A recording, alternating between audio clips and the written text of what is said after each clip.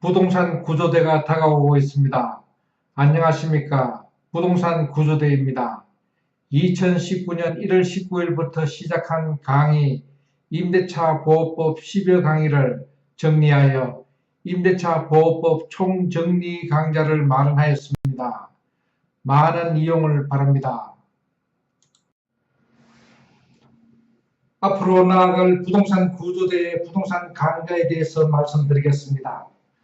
부동산 강좌에서는 여러 채널이 있습니다. 다시 말해 주택임대차보호법과 상가임대차보호법을 해설하겠습니다. 계약서 작성법과 중개대상물 확인설명서 작성법을 설명하겠습니다. 주택중개, 상가중개, 재건축, 재개발 중개에 대해서 설명하겠습니다. 그리고 부동산 중개 실무와 상담 사례에 대해서도 강의하겠습니다. 그리고 상가 분석에 대해서도 설명하겠습니다. 그리고 정부 대책과 부동산 세금 변경 등 부동산 소식에 대해서도 알려드리겠습니다. 그리고 부동산 관련 세금인 양도소득세, 취득세, 종합부동세에 대해서도 말씀드리겠습니다.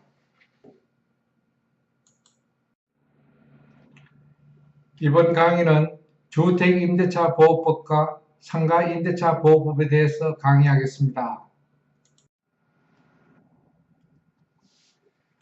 주택임대차보호법과 상가임대차보호법을 비교하면서 설명하겠습니다. 먼저 적용은 주택임대차보호법은 주거 건물에 한정합니다. 상가임대차보호법은 상가건물, 다시 말해 사업자 등록이 가능한 건물에 한정합니다. 그리고 주택임대차보호법과 상가임대차보호법이 적용되지 않는 곳이 있습니다. 이것은 일시적 사용임대차가 해당됩니다. 특히 상가임대차보호법에서는 보존금액 초과 점포에 대해서도 상가임대차보호법을 적용받을 수 없습니다. 서울 경우에는 6억 1천만 원 이상 되는 보존금을 말합니다. 그리고 대항력에 대해서 말씀드립니다. 대항력과 우선 변제권, 최우선 변제권은 너무나 중요하기 때문에 앞으로 수차례 여러 번 설명이 있을 것입니다. 쉽게 말씀드리자면 임차인이 임차한 부동산을 임대인이 다른 사람한테 팔 경우 임차인은 새로운 주인에게 임대 보증금을 받을 수 있을까요? 또 임차한 부동산이 경매로 넘어갈 경우, 다시 말해 소유권이 바뀌는 경우 임차인은 낙찰자에게 임대 보증금을 받을 수 있을까요? 이에 대비하는 것 중 하나가 바로 대항력입니다. 그리고 우선 변제권과 최우선 변제권입니다. 먼저 대항력에 대해서 말씀드리자면 주택임대차보호법에서는 주택을 인도받고 난 뒤에 주민등록한 날로부터 그 다음 날부터 효력이 발생합니다. 상가임대차보호법에서는 상가를 인도받고 난 뒤에 사업자 등록을 하고 난 뒤에 그 다음 날부터 효력이 발생합니다. 주민등록은 주민센터에서 하면 되고 사업자 등록은 세무서에서 하면 됩니다. 여기서 중요한 것은 반드시 다음 날 효력이 발생한다는 사실입니다. 하루 사이에 큰 권리 변동이 있을 수 있습니다. 이 권리 변동에 따라 가지고 보증금을 날릴 수도 있기 때문에 반드시 기억해야 됩니다. 반드시 대항력이라는 것은 인도 플러스 주민등록 한 날이든지 인도 플러스 사업자 등록 한 날에 바로 다음 날부터 효력이 발생한다는 사실입니다. 매우 중요합니다. 그리고 우선 변제권입니다. 우선 변제권은 대항력을 가진 상태에서, 다시 말해서 인도를 받고 난 뒤에 주민등록을 합니다. 주민등록을 신고를 합니다. 그 상태에서 확정일자를 주민센터에서 받아야 됩니다. 이때 우선 변제권이 생깁니다. 그리고 상가임대차보호법에서는 대항력은 상가를 인도받고 난 뒤에 사업자 등록을 하고 난 뒤에 플러스 확정일자도 받아야 됩니다. 확정일자는 주택임대차보호법에 따라서는 주민센터에서 하며 상가임대차보호법에 따라 상가는 세무서에서 하고 있습니다. 그리고 최우선 변제권에 대해서 말씀드립니다. 주택임대차보호법에 따라 보증금이 소액인 경우 반드시 경매 신청 기입 등기 전에 대항력이 있는 상태여야 됩니다. 대항력이란 위에서 말했다시피 주택을 인도받고 난 뒤에 주민등록을 한 상태입니다. 반드시 대항력을 구비한 상태입니다. 그리고 일정에 다시 말해가지고 1순위, 2순위 관계없이 최우선적으로 변제받을 수 있는 권리입니다. 다시 말하면 주택가격의 2분의 1 범위 내에서 받을 수 있습니다. 그리고 상가임대차 보호법에 따른 최우선 변제권은 마찬가지로 보증금이 소액인 경우 그리고 경매 신청 기입 등기 전에 대항력을 구매한 상태입니다. 다시 말해가지고 대항력이란 상가를 인도받고 사업자 등록을 한 상태입니다. 그리고 일정액은 순위에 관계없이 최우선적으로 변제받을 수 있습니다. 이것도 마찬가지로 가액의 2분의 1 범위 내에서 받을 수 있습니다.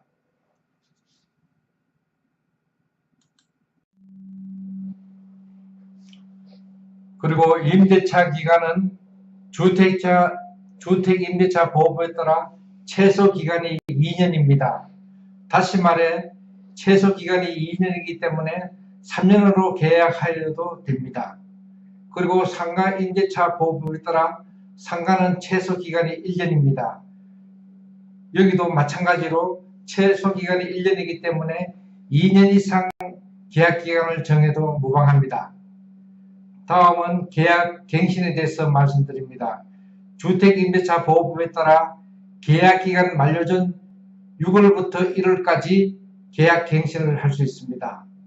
상가임대차 보호법은 계약기간 만료 전 6월부터 1월까지 그리고 상가임대차 보호법이 최근에 개정되었기 때문에 2018년 10월 16일 이후 계약 또는 갱신 시 최장 10년까지 계약 갱신 요구가 가능하게 되어 있습니다.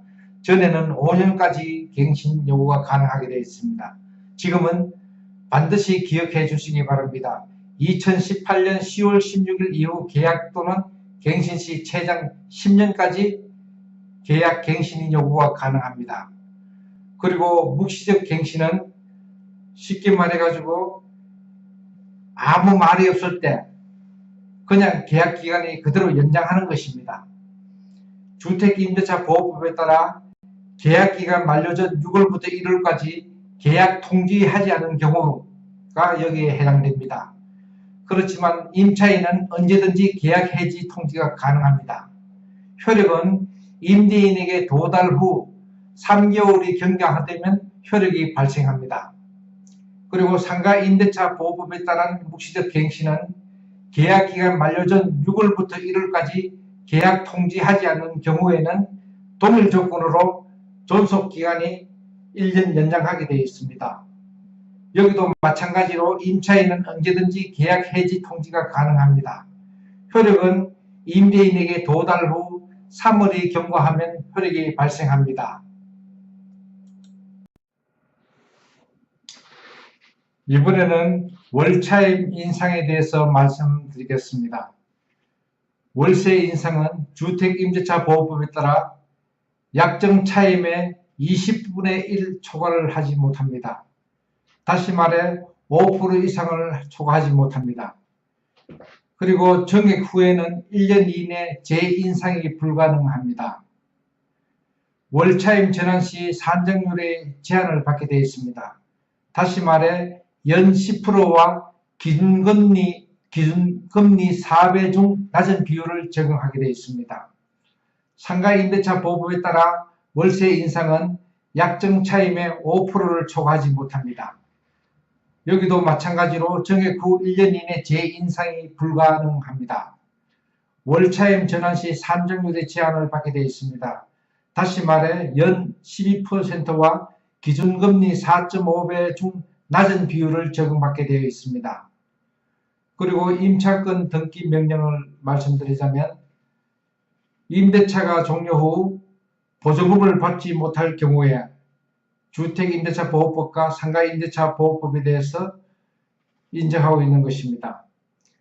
다시 말해 주택임대차 보호법에서는 임대차 종료 후 보증금을 받지 못한 임차인이 단독 신청이 가능하며 상가 임대차에도 마찬가지로 임차인이 단독 신청이 가능합니다.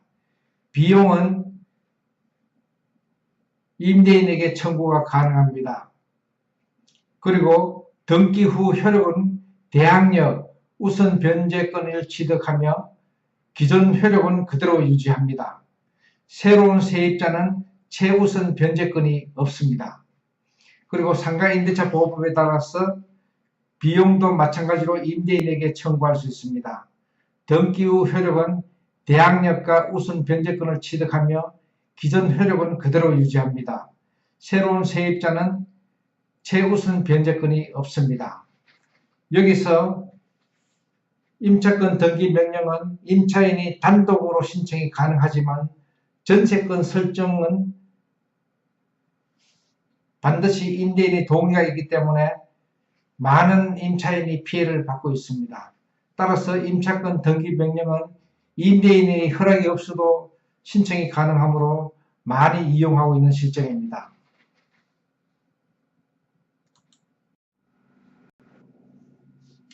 그리고 경매 신청을 할 경우에 주택임대차 보호법은 확정 판결 후 경매 신청 시 임차인은 물건을 인도하지 않아도 가능합니다.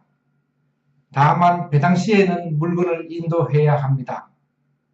상가 임대차 보호법도 마찬가지로 확정 판결 후 경매 신청 시 물건을 상가를 인도하지 않아도 가능합니다. 마찬가지로 배당 시에는 물건을 상가를 인도해야 합니다.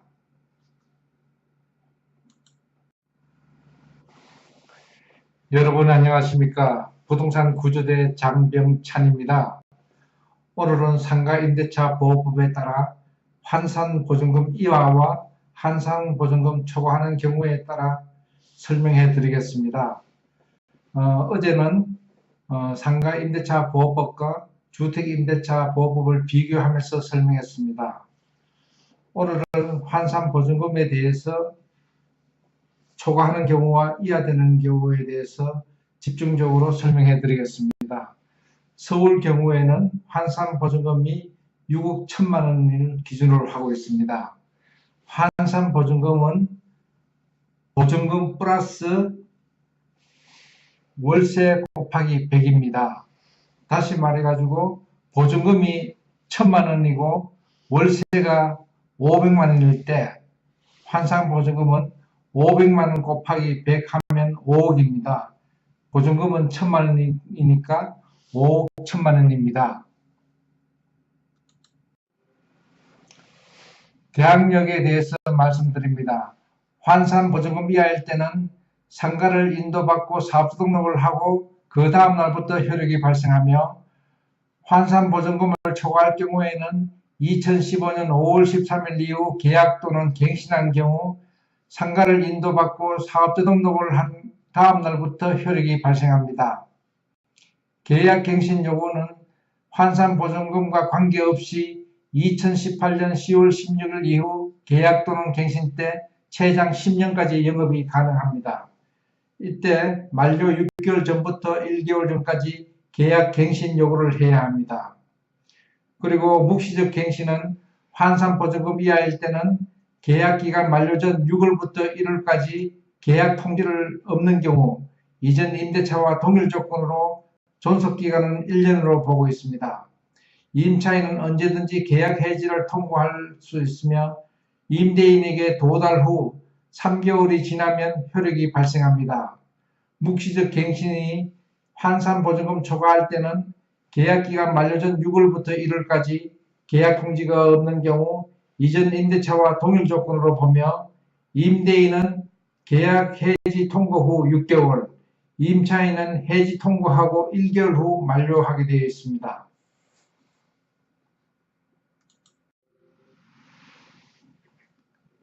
권리금 회수는 환산보증금과 관계없이 임대차 종료 6개월 전부터 종료 때까지 임대인은 임차인의 권리금 회수를 방해해서는 안됩니다. 월차임 인상, 다시 말해 월세 인상은 5% 이내로 제한됩니다. 그리고 인상할 때는 1년 이내 재인상이 불가능합니다. 임대차 기간은 환산보증금 이하일 때는 임대인은 최소 1년, 임차인은 1년 이하도 가능합니다. 그리고 임대차 기간이 환산보증금 초과할 때는 계약 관계에 따릅니다. 보증금 횟수에 있을 때는 환산보증금 이하일 때는 우선 변제권을 갖추면 후순위 권리자보다 우선 변제를 받을 수 있습니다. 우선 변제권은 확정일자와 대항력이 있을 때입니다. 대항력은 어제도 말씀드렸다시피 상가를 인도받고 난 뒤에 사업자 등록을 한 경우에 그 다음날 발생합니다. 그리고 보증금 횟수는 환산보증금을 초과한 경우에는 해당 사항이 없습니다. 그리고 임차권 등기에는 환산보증금 이하일 때는 임차권 등기 명령이 가능하며 환산보증금 초과할 때는 임차권 등기 명령이 불가능합니다. 전재차 문제는 환산보증금 이하일 때는 임대인으로부터 동의받은 전재차일 때 계약갱신 요구권, 월차의 민상, 계약갱신 때 월차의 민상에 대한 보증 범위 내의 임차인과 동일한 보장을 전대인, 다시 말해 임차인에게 요구가 가능합니다. 그렇지만 환산보증금을 초과하는 경우에는 전차인은 보호를 받지 못합니다. 계약 해지는 환산보증금과 관계없이 차입 연체액이 3기에 달한 경우 임대인이 계약 해지가 가능합니다. 이때 연체 횟수가 3기가 아니라는 것을 반드시 기억하시기 바랍니다. 임대인 세액 감면은 환산보증금 이하일 때는 동일 임차인에게 5년을 이상 한 초과 임대 때는 상가 임대 사업으로 인한 소득세와 법인세 5%를 감면받게 되어 있습니다. 이것은 2019년부터 적용됩니다. 그렇지만 환산보증금 초과할 경우에는 임대인 세액 감면 해당 사항이 없습니다. 단기 임대는 환산보증금과 관계없이 일시적 사용이 명백한 경우 상가 임대차 보호법이 적용을 받을 수 없습니다. 그리고 특약에 있어서 환산보증금과 관계없이 상가 임대차법에 위반한 약정 중 임차인에게 불리한 것은 효력이 없습니다. 최우선 변제 범위는 환산보증금 이하일 때는 잠시 후 구체적으로 설명해 드리겠습니다. 그렇지만 환산보증금이 초과할 때는 해당 사항이 없습니다. 상가 임대차 보호법상 우선 변제와 최우선 변제에 대해서 설명하겠습니다. 대항력이란 집주인이 바뀌어도 혹은 그 어떤 누구에게도 보증금을 다 돌려받기 전까지는 집을 비워두지 않아도 되는 권리입니다. 말소기준 권리는 경매에서 자기보다 후순위는 소멸되게 되는 기준이 되는 권리입니다. 주로 근저당권, 저당권, 가압류, 압류, 강제 경매 개시 결정, 건물 전체에 설정된 전세권 등이 해당됩니다. 말소 기준 권리보다 앞서 임대차 계약을 하고 사업자 등록을 한 후 건물을 점유한 상가 임차인은 대항력이 발생하여 우선 변제를 받을 수 있습니다. 대항력이 있는 임차인이 배당 요구를 하지 않거나 보증금 전액을 배당받지 못할 때는 낙찰자가 인수하게 되어 있습니다. 임차인이 말소 기준 권리보다 먼저 세무서의 확정일자를 받으면 후순위 권리보다 우선 변제권이 발생합니다. 최우선 변제는 경매 기입 등기 전까지 대항력 욕구를 갖춘 소액 상가 임차인이 낙찰가의 2분의 1 범위에서 일정액을 1순위보다 최우선하여 변제받는 것입니다. 상가 임대차 보호법상 최우선 변제 요건을 말씀드립니다. 먼저 대항력을 유지해야 됩니다. 대항력이란 건물을 인도받고 사업주 등록을 한 상태입니다. 대항력이란 집주인이 바뀌어도 혹은 그 어떤 누구에게도 보증금을 다 돌려받기 전까지는 집을 비워두지 않아도 되는 권리입니다. 둘째, 소액 임대차 보증금에 해당되어야 됩니다. 기준 시점은 계약 시점이 아니라 담보물권, 즉 근저당권 등 설정 일자를 기준으로 하고 있습니다. 여기서 중요한 것은 계약서상 날짜가 아니라는 것을 항상 기억하시기 바랍니다. 따라서 계약 전에 등기부 등본 확인은 필수적입니다. 셋째, 배당 요구 종기까지 배당 요구를 해야 됩니다.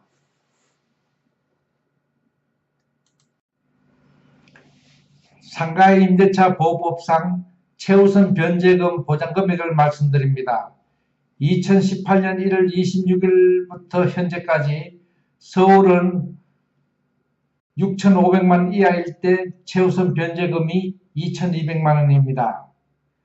그리고 과밀업적인 지역과 부산은 보증금이 5,500만 원 이하일 때 1,900만 원까지 최우선 변제금을 받을 수 있습니다. 광역시와 세종, 안산, 용인, 김포, 광주는 3,800만 원 이하일 때 1,300만 원까지 최우선 변제금을 받을 수 있습니다.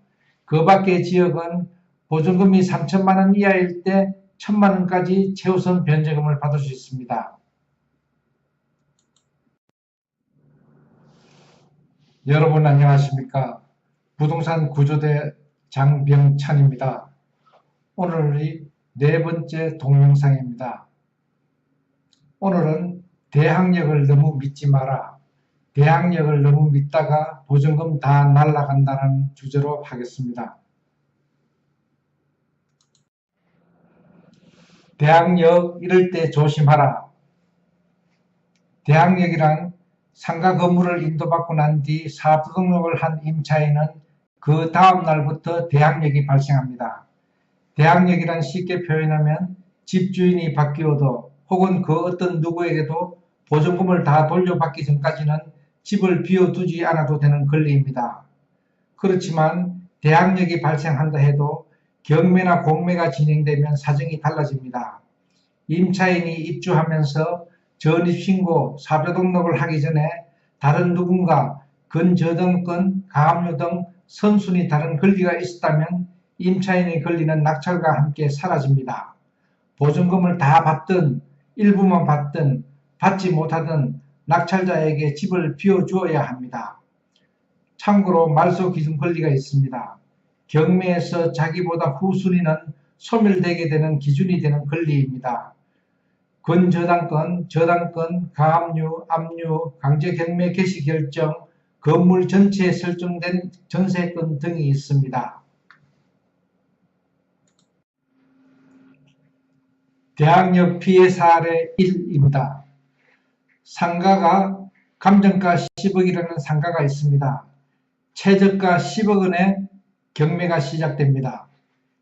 이 건물에 대해서 근저당권이 2018년 1월 5일 7억 원, 건물주가 부동산을 매입하면서 은행 대출을 받은 것입니다. 가압류는 2018년 2월 10일 2억 원, 건물주가 타인에게 빌린 돈을 갚지 않아 발생한 것입니다. 피해자 임차인은 2018년 3월 15일 2억 원을 임차 계약 후 인도를 받고 주민등록을 한 상태입니다. 혹은 사업자등록을 한 상태입니다. 이런 경우 부동산의 경매 혹은 공매가 진행되어 낙찰가가 8억 5천만 원이라면 근저당권자가 7억 원 배당을 다 받고 가압류권자가 1억 5천만 원을 배당받아 나머지 5천만 원의 손실을 보지만 임대차 피해자는 후순위이므로 한 푼도 못 받습니다. 이와 같이 계약 전 등기부 등본 확인이 필수적입니다.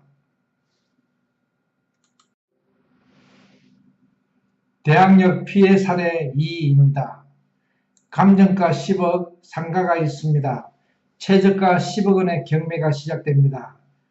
선순위 임차인이 2018년 1월 10일 날 4억 원으로 임차인이 있습니다. 그리고 근저당권 2018년 1월 25일 4억 원 건물주가 급해서 은행 대출을 받았습니다. 피해자 임차인이 있습니다.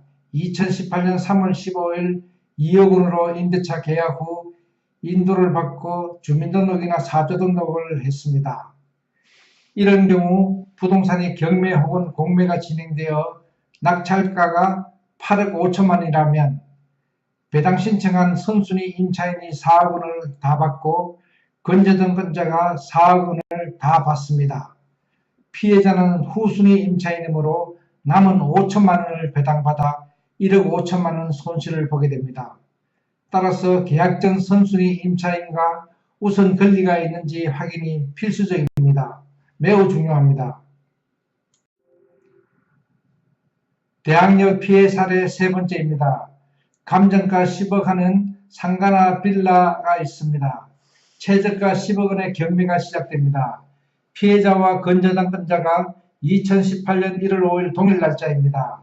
피해자의 임차인은 2018년 1월 5일 2억 원의 임대차 계약 후 건물을 인도받고 주민등록이나 사조등록을 하였습니다. 건저당권자는 2018년 1월 5일 9억 원으로 건물주가 부동산을 매입하면서 은행 대출을 받았습니다. 이런 경우 부동산이 경매 혹은 공매가 진행되어 낙찰가가 9억이라면 둘 다 1월 5일 동일 날짜입니다.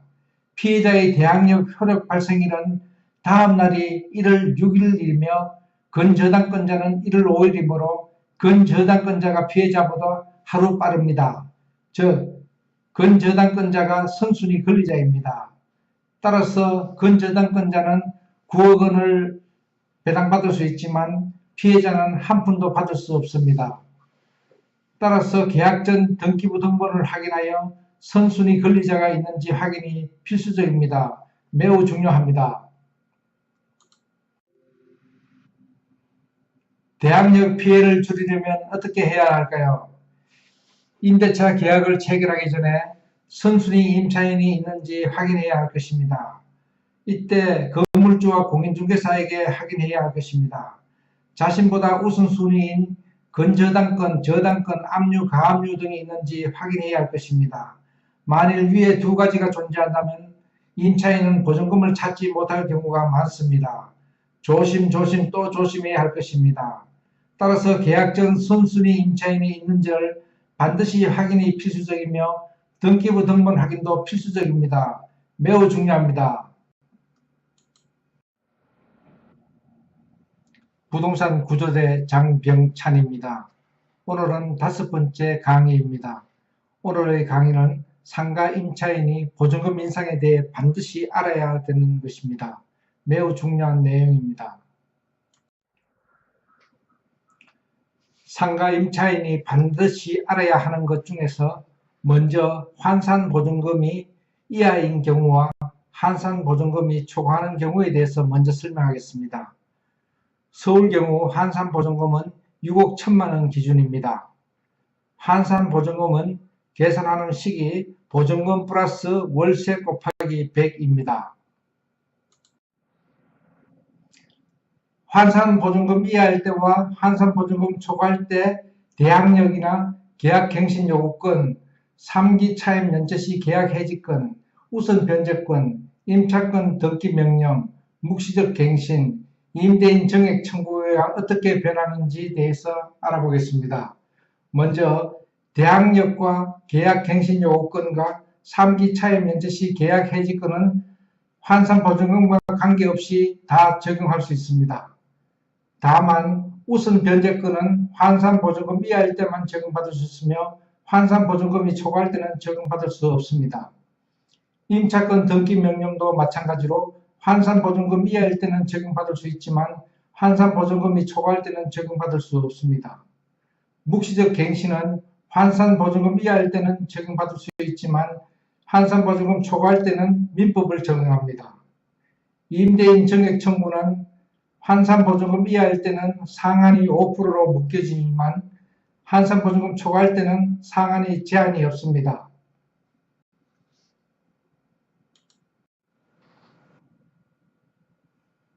보증금 인상 문답풀이를 하겠습니다. 7가지의 사례를 들어 설명하겠습니다. 먼저 서울에서 상가를 보증금 5천만 원에 월세 150만 원으로 임차 중 임대인이 계약 후 6개월 후 보증금 5천만 원을 추가로 올려달라고 요구합니다. 이때 어떻게 하겠습니까? 먼저 임대인은 임대차 계약 혹은 보증금 정액 후 1년 이내에는 보증금을 정액 청구할 수 없습니다. 1년이 지나 정액 청구를 해도 약정한 보증금의 5%를 초과할 수 없습니다. 따라서 임차인의 보증금을 전세 환산가하면 환산보증금이 보증금 5천만원 플러스 월세 150만원 곱하기 100을 하면 환산보증금이 2억원 됩니다. 다시 말해 환산보증금의 5%인 1,000만원을 초과하여 정액 청구할 수 없습니다.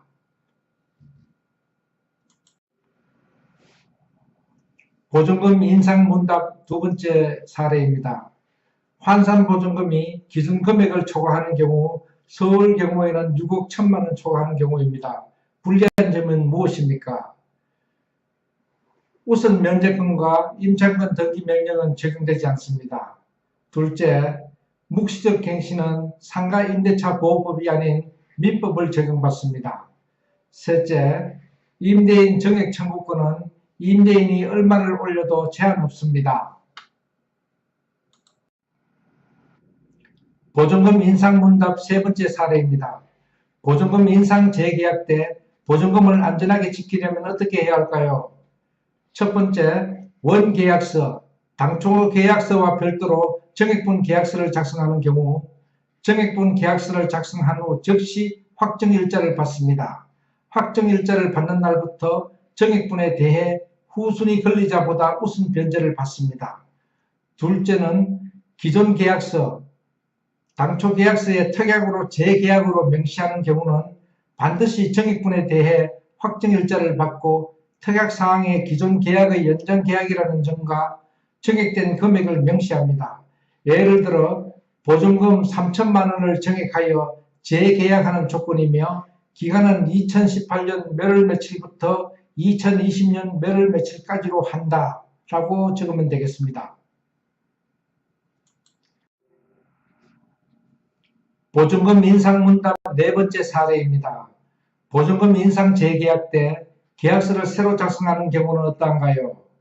이것은 매우 위험한 짓입니다. 보증금 전체를 잃을 수 있는 가장 빠른 방법입니다. 대형 사고입니다. 둘째, 계약서를 쓰는 시점으로 순위가 밀리므로 선순위 건저당권이 있다면 그들보다 후순위가 되어 보증금 전체를 잃을 수 있습니다. 매우 위험한 짓이기 때문에 절대로 해서는 안 됩니다. 보증금 인상 문답 다섯 번째 사례입니다. 보증금 인상 재계약 때 정액으로 인하여 확정일자를 새롭게 받으면 당초 계약서의 확정일자는 무효인가요? 당초 계약서의 확정일자가 무효가 되는 것은 아닙니다. 당초 계약 당시의 확정일자는 당초 확정일자 받은 날 기준으로 보호를 받습니다. 또 새로 정액한 보증금은 새롭게 확정일자를 받은 날 기준으로 보호받습니다. 다시 말해 두 번의 보증금을 각각 보호받습니다.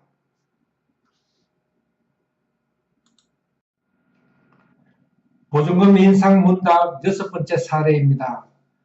보증금 정액은 5% 이내임에도 불구하고 전년에 인상하지 못했다고 임대인이 10%를 인상할 수 있나요? 보증금 정액은 약자인 임차인을 보호하기 위해 5% 초과를 금지하고 있습니다. 따라서 보증금 정액은 매년 인상하는 것이 아닌 갱신마다 5% 이내만 가능합니다. 결국 2년에 한 번 재계약하는 경우 전년도에 5% 인상하지 않았다고 이번에 합하여 10%를 인상할 수 없습니다. 임대료를 정액하고 난 후 1년 이내에 또 정액을 요구할 수도 없습니다. 보증금 인상 문답 일곱 번째 사례입니다. 임대인이 임대료 5% 정액을 요구하면 임차인은 무조건 따라야 하나요? 임차인은 주변 시세보다 임대료가 높다든지 시설물의 노후 등을 주장하면서 임대료 인상을 받아들일 수 없을 때는 어떻게 하나요? 임대료 인상이 임대인과 임차인 간에 서로 합의가 되지 않을 경우 법원에서 그 금액을 확정합니다. 효력은 판결한 시점부터 임대료 인상이 적용하는 것이 아니라 임대인이 임차인에게 임대료를 인상하겠다고 통지한 것이 임차인에게 전달된 시점부터 적용합니다. 여러분 안녕하십니까? 부동산 구조대 장병찬입니다. 오늘은 6번째 강의입니다.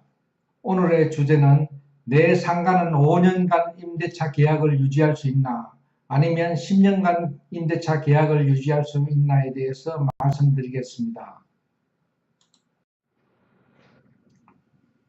상가계약 갱신 요구권으로 내 상가가 5년간 영업할 수 있는지 10년간 영업할 수 있는지 알아보겠습니다. 계약 갱신 요구권에 따라 대상자 판단을 알아보겠습니다. 상가 건물 임대차 계약법이 개정되어 계약 갱신 요구권 행사 기간이 연장되어 2018년 10월 16일 이후에 신규 계약 혹은 갱신하는 임차인은 10년 이내 동안 계약 갱신 요구권을 행사 가능합니다. 다시 말해 최초 계약일로부터 10년간 영업이 가능하다는 의미입니다. 다만 문제는 2018년 10월 16일 이전에 임대차 계약이 체결되어 개정 전 법률에 적용을 받고 있는 임차인은 자신이 5년 동안 임대차 계약을 유지할 수 있는 대상인지 아니면 10년 동안 임대차 계약을 유지하는 대상인지 판단에 무척 어려움을 느끼고 있습니다.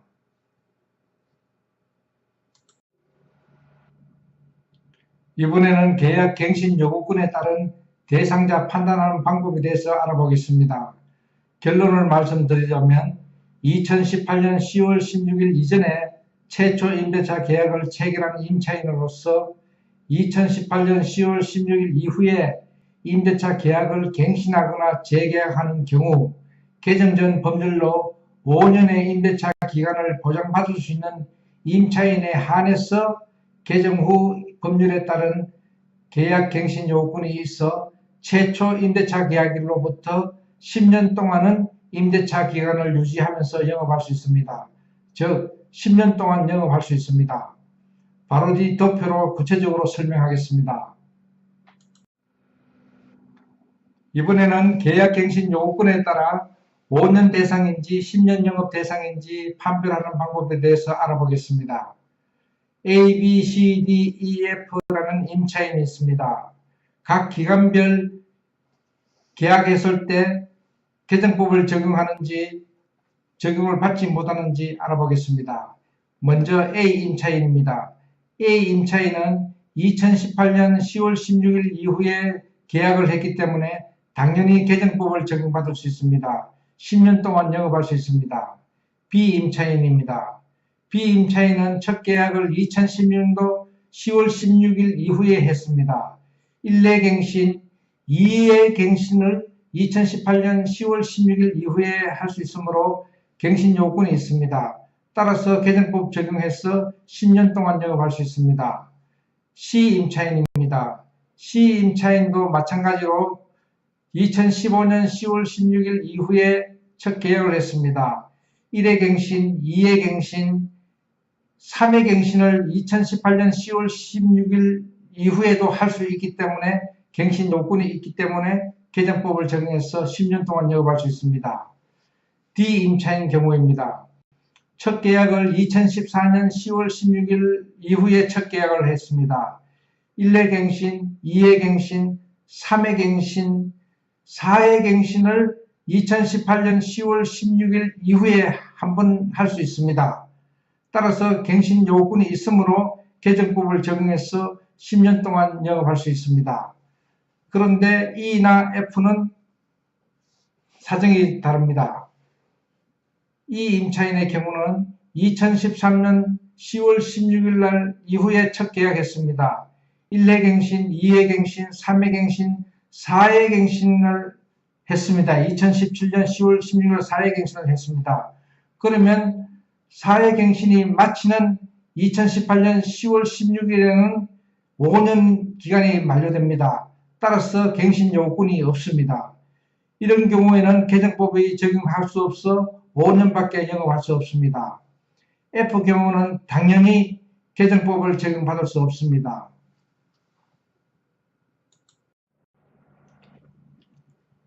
(5년) 영업 대상자인지 10년 영업 대상자인지 판별법에 대해서 말씀드립니다. 최종 결론입니다. 2014년도 10월 16일 이후 상가 임대차 계약을 체결한 임차인으로서 갱신한 임차인은 2018년 10월 16일 기준으로 임차 기간이 4년을 넘지 않은 임차인이므로 2018년 10월 16일 이후 계약 갱신 요구가 가능하므로 갱신된 임차인이 되어 개정법 적용 대상자로 10년 동안 영업을 할 수 있습니다. 그리고 2014년 10월 16일 이전 상가 임대차 계약을 체결한 임차인으로서 갱신한 임차인은 2018년 10월 16일 기준으로 임차 기간이 4년을 넘은 임차인이므로 2018년 10월 16일 이후 5년 만료로 계약 갱신 요구가 불가능하므로 개정법 적용 비대상자로 5년 영업 대상자입니다. 5년 영업 대상자나 10년 영업 대상자나 기간이 만료될 때는 어떻게 할까요? 원칙적으로 계약 만료로 더 이상 영업을 할 수 없습니다. 임대인과 재계약을 하지 않는 이상 영업할 수가 없습니다. 다만 임대인에게 묵시의 갱신이 인정될 때는 임차인은 묵시의 갱신을 주장하여 1년 동안 더 영업할 수 있습니다. 부동산 구조대 장병찬입니다. 오늘은 우선 변제권을 모르면 보증금 날린다는 주제로 강의하겠습니다. 우선 변제권도 이럴 때는 조심해야 합니다. 임차인도 일정한 요건을 갖추면 대항력이 발생하여 권리를 보호받지만 경매나 공매로 매각될 경우에는 선순위인 경우에는 별 문제가 없지만 후순위인 경우에는 대항력이 있어도 낙찰자에게 대항할 수 없어 보증금을 돌려받지 못한 채 주택이나 상가를 돌려줘야 합니다. 대항력 요건으로서는 상가 경우에는 상가를 인도받고 난 뒤 사업자 등록을 하는 경우고 주택 경우는 주택을 인도받고 난 뒤 전입신고하는 경우입니다. 이에 따른 임차인을 보호하기 위해 확정일자에 관한 규정을 마련하고 있습니다. 확정일자는 정서에 완전하게 정거력을 부여하는 법률적인 일자를 의미합니다. 확정일자는 상가는 세무서에서 주택은 주민센터 등에서 받습니다. 확정일자의 효력은 우선 변제권이 발생한다는 사실입니다. 확정일자를 받은 임차인은 경매나 공매에 있어서 환가 금액에 후순위 권리자나 다른 채권자보다 보증금을 우선적으로 변제받을 수 있는 우선 변제권을 인정받습니다. 다시 말하면 확정일자와 다른 권리들의 설정일자와 선후를 비교하여 배당 순위가 결정됩니다. 우선 변제권 요건으로서는 대항력과 확정일자 둘 다 가져야 합니다. 우선 변제권은 언제 발생하는가? 확정일자를 받은 임차인이 무조건 우선 변제권이 발생하는 것은 아닙니다. 우선 변제권이 발생하기 위해 먼저 대항력이 있어야 합니다. 대항력이 없는 우선 변제권은 존재할 수가 없습니다. 다시 말씀드리면 확정일자만으로는 우선 변제권이 발생하지 않으며 반드시 대항력이 있어야 효력이 발생합니다. 우선 변제권이란 대항력과 확정일자 둘 다 가져 있어야만 발생합니다. 하루 차이로 보증금을 잃는 경우입니다.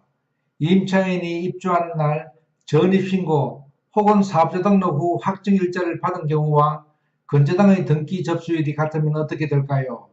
건재당이 빠름으로 우선 배당받을 수 있습니다. 임차인의 대항력은 인도 점유와 전입신고, 상가는 사업자 등록을 한 날이 아니라 그 다음날 0시에 발생합니다. 건재당의 등기 접수일은 접수일에 효력을 발생하므로 건재당이 임차인보다 우선입니다. 예를 들면 임차인의 전입일과 확정일자일이 2018년 11월 9일일 때 임차인의 대항력은 11월 9일이 아닌 그 다음날 0시 11월 10일입니다. 그런데 건재당의 등기 접수일은 2018년 11월 9일입니다. 따라서 임차인의 대항력은 2018년 11월 10일 0시에 발생하므로 건재당 등기 접수일이 빠릅니다.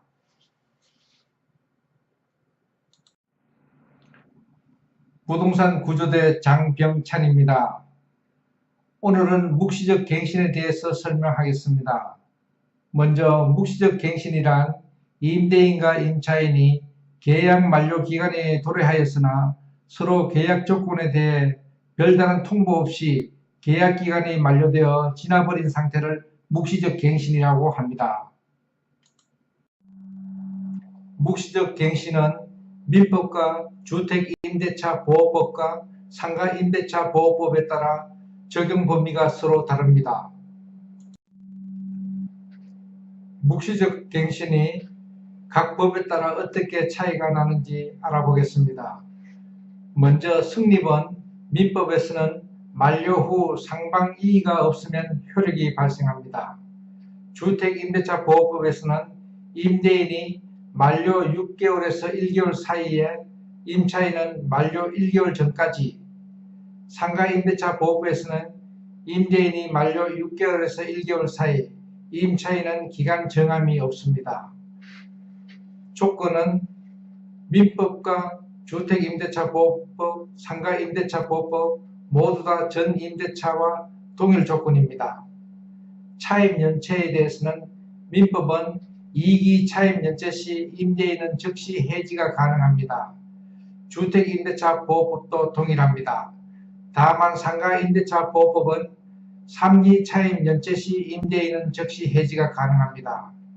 존속기간은 민법은 정함이 없습니다. 주택임대차보호법은 2년입니다. 상가임대차보호법은 1년입니다. 또 묵시적 갱신 중 해지 통보는 민법은 누구나 임대인이나 임차인은 언제든지 가능합니다. 주택임대차보호법과 상가임대차보호법은 약자인 임차인을 보호하기 위해서 임차인만 가능하게 해두었습니다. 해지 효력 발생 시기는 임대인은 통고 후 6개월이 지나서 임차인은 통고 후 1월이 지나서입니다. 주택임대차보호법은 임차인만 할 수 있습니다. 통고 후 3월이 지나면 됩니다. 상가임대차보호법은 임차인은 통고 후 3월이 지나면 됩니다. 상가임대차보호법의 대상은 환산보증금 이내이어야 합니다. 서울은 6억 1천만 원, 부산과 과밀 억제권 지역은 5억 원, 대구 등 광역시는 3억 9천만 원입니다. 첫 번째 사례입니다. 상가를 2년 임차 중 계약 만기일이 지났을 때 어찌합니까? 먼저 환산보증금을 따져보고 상가임대차보호법의 적용 대상이면 1년간 주장이 가능하며 주택의 경우는 2년을 주장할 수 있습니다. 상가임대차보호법의 환산보증금을 초과하는 경우 민법을 적용하며 이 경우 임대인과 임차인 모두에게 언제든지 해지권이 있습니다.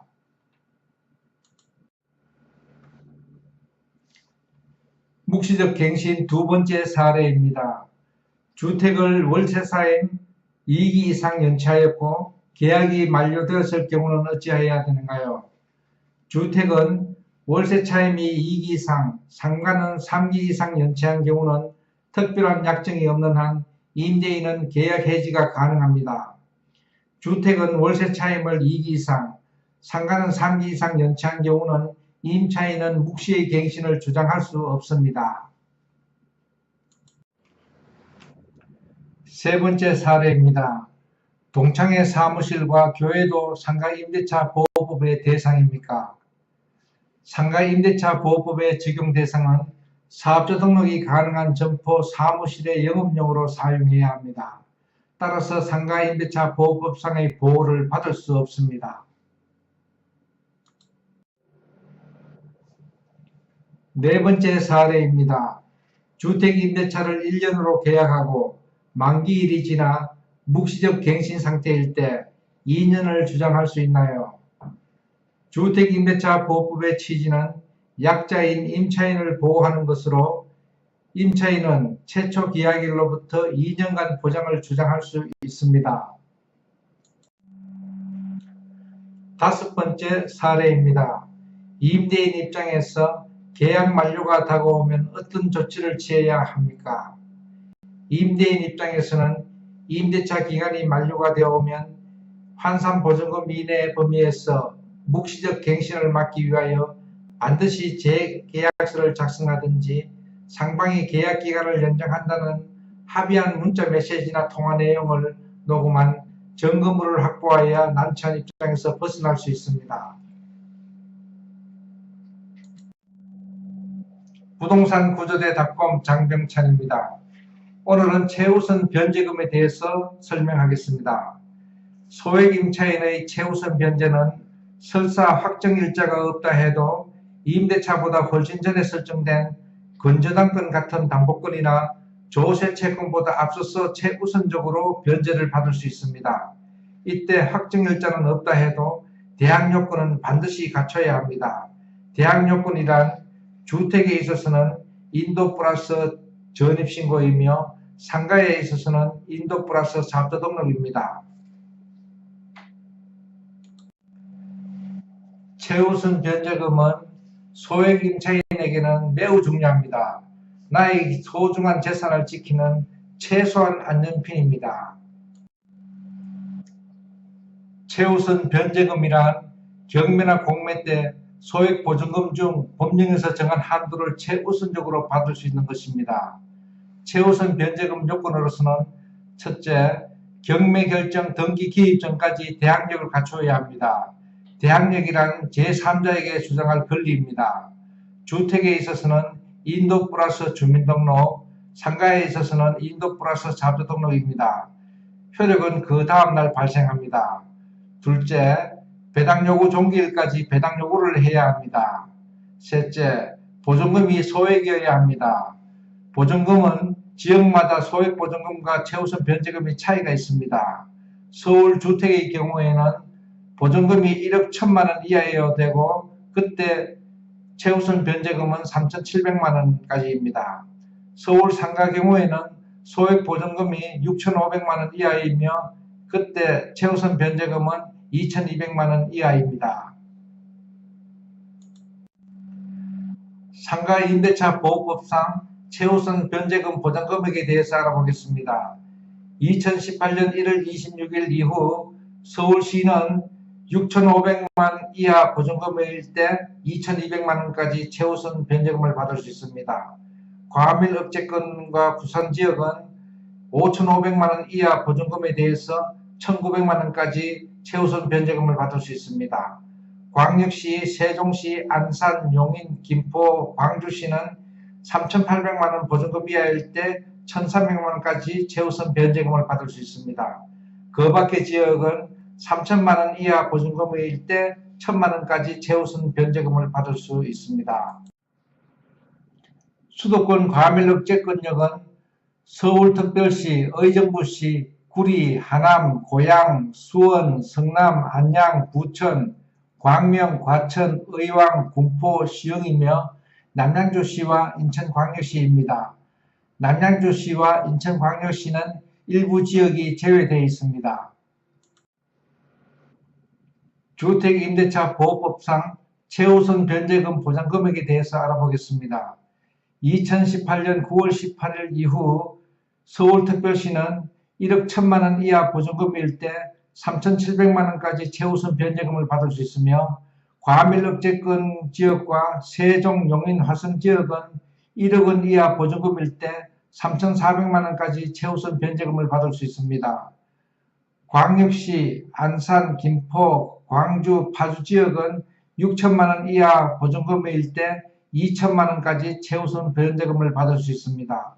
그 밖의 지역은 5천만원 이하 보증금일 때 1,700만원까지 최우선 변제금을 받을 수 있습니다. 매우 중요한 사항을 하나 말씀드립니다. 최우선 변제금의 적용일자는 임차인의 계약일자로 따지는 것이 아니라 등기사항 전부증명서, 다시 말해 등기부에 기재된 최초 소유자 외의 권리사항이 등기된 일자를 기준으로 파악해야 됩니다. 이때 권리사항이란 권저당권, 저당권, 압류, 가압류 등입니다. 사례로 볼 때 임차인이 최근에 임대차 계약, 다시 말해 주택일 때는 인도 플러스 전입신고, 그리고 상가일 때는 인도 플러스 사업 등록을 해도 최초 소유자 외 권저당권이 몇 년 전에 설정되어 있다면 임차인의 최우선 변제금의 적용일자는 근저당권이 설정된 일자 기준에 따릅니다. 주택임대차 보호법상 최우선 변제금 보장금액에 대한 사례입니다. 만일 오늘 2019년 1월 29일 서울시에 소재하는 주택을 임대차 할 때 보증금이 1억 1천만 원 이하입니다. 이때 최우선 변제금은 3,700만 원까지 받을 수 있습니다.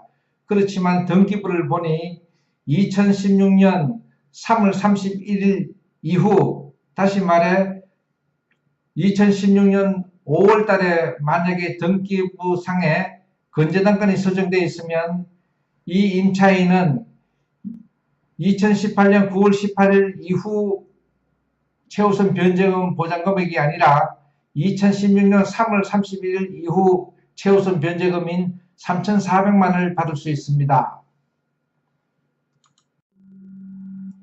매우 중요한 내용을 하나 알려드리겠습니다. 최우선 변제금을 인정받기 위해서는 소액보증금에 해당되어야 합니다.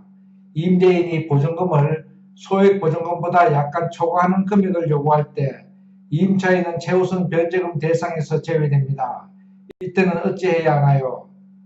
임차인은 임대인에게 임대보증금을 올리는 대신 관리비를 추가로 납부하겠다고 하면 임대인은 수긍할 것입니다.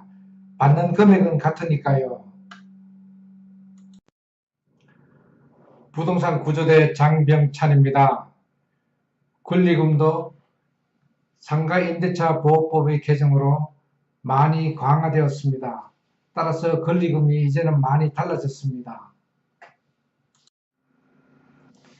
서울시 상가건물임대차 분쟁조정위원회가 접수한 안건 중 1위가 권리금 분쟁입니다. 권리금이란 상가를 매매 혹은 임대할 때 보증금과 임대료와는 별도로 지불하는 금액입니다. 다시 말해 기존 점포를 운영하는 사람과 그 점포의 영업권을 이어받는 대가로 지불하는 금액입니다.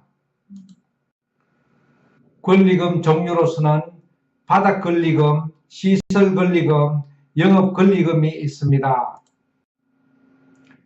권리금 종류에 있어서 먼저 바닥권리금에 대해서 말씀드립니다. 바닥권리금이란 그 점포의 위치가 좋은지 나쁜지, 그 점포의 광고 노출이 얼마나 잘 되는지에 따른 자리세입니다. 바닥권리금은 기존 임차인이 점포를 원상회복하여 빈 점포로 만들어 놓아도 발생하는 권리금입니다.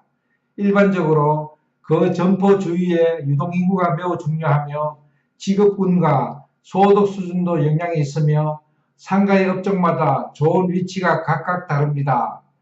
바닥권리금은 자리세입니다. 다음은 시설권리금에 대한 이야기입니다.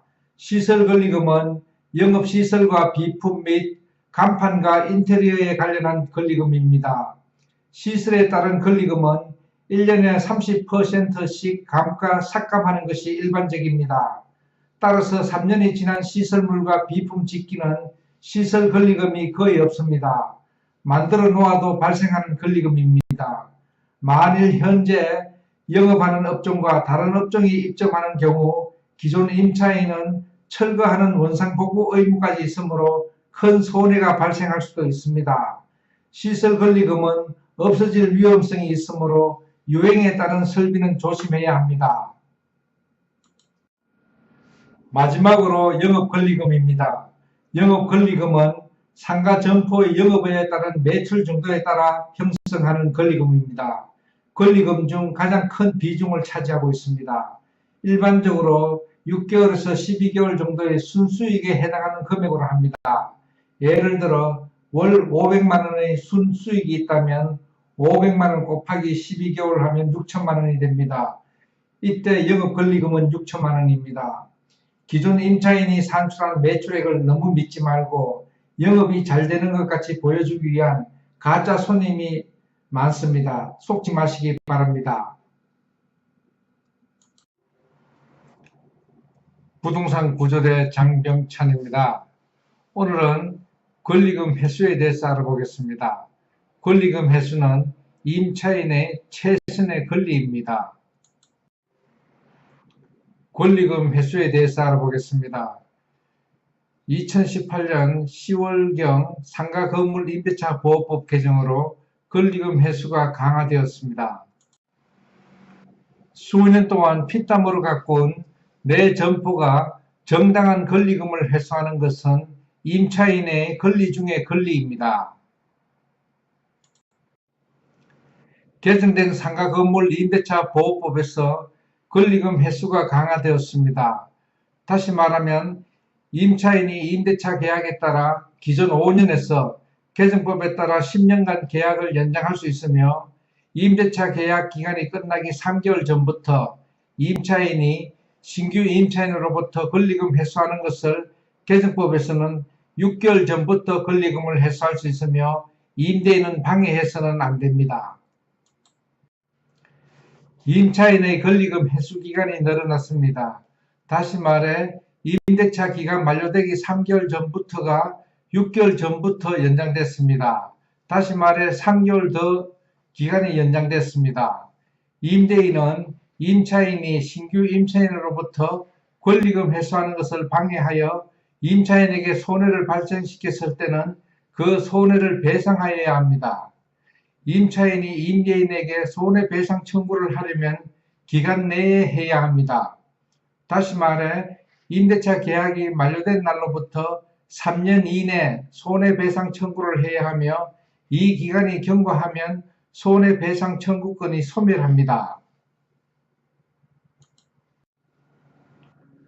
권리금 회수 방해에 따른 손해 범위에 대해서 알아봅니다. 손해배상액은 신규 임차인이 임차인에게 지급하기로 한 권리금과 임대차 종료 당시의 권리금 중 낮은 금액을 넘지 못한다고 되어 있습니다. 임대차 종료 당시의 권리금은 누가 결정합니까? 보통 법원에서 정하는 감정인의 감정에 따라 결정합니다. 임차인이 소송에서 힘든 것은 임대인이 권리금을 회수 방해한 사실과 계약 거절에 대한 정당한 사유에 대한 입증을 임차인이 하는 것입니다.